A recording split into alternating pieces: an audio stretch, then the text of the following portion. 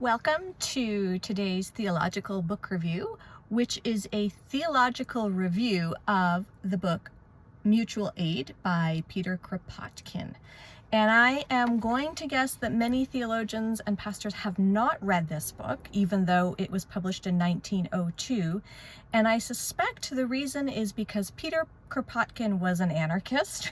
He was a communist, and he had some sharp criticism of the church. And so it's not surprising that most people who have been raised in the Western churches would not have heard about him. But there are a couple of reasons that I'm going to suggest that theologians and pastors might want to actually take a read through of his text. It's not a long book.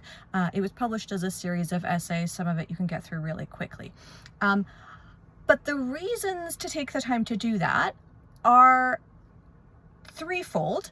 And one is that mutual aid as a concept is quite popular amongst our allies in social justice who are not connected with the church. And so if we want to be working together in solidarity with those who are on the forefront of social justice work, of disability justice work, of community care, we might want to get a bit of a background on this phrase, mutual aid, which comes from Kropotkin.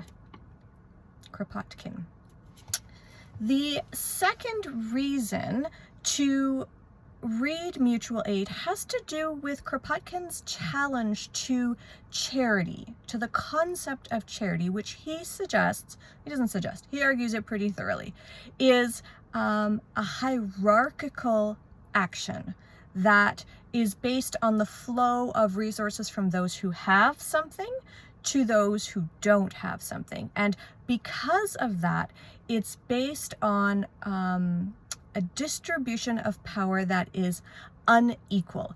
And so for those of us who are working in the church, who really do want to care for our neighbor, but are also concerned about power structures and how that affects charitable giving, charitable acts, Kropotkin really does help us think through how mutual aid as a concept could make that kind of helpfulness be more equitable and less reinforcing of power dynamics.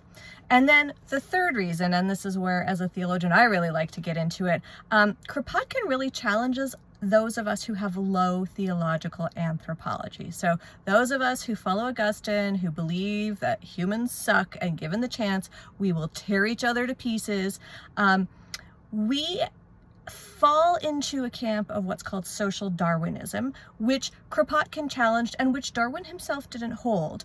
But it's this idea that people are born to compete with one another for survival, and that we will do what it takes to ensure our own survival. And the problem with this way of thinking is that it normalizes this kind of selfish behavior that happens during a disaster. And Kropotkin's point is that it's not natural, that actually collaboration and community and mutual aid is what is natural to the human species and actually to all species. And so the bulk of his book is going through lots of different examples that can be found in nature amongst animals, amongst other civilizations. He has a very European understanding, which 1902, we can forgive him.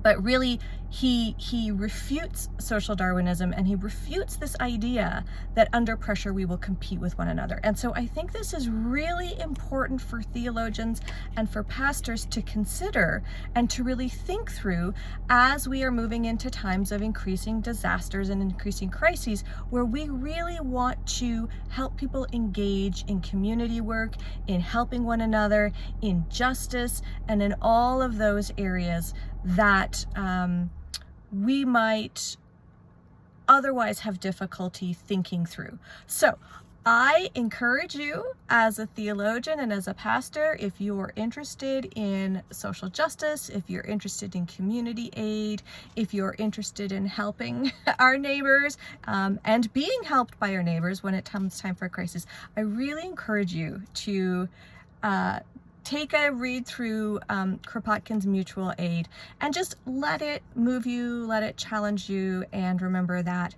we are all on the same side of trying to care for our neighbors and ourselves when we're in need. So I hope you enjoy the book, and happy reading.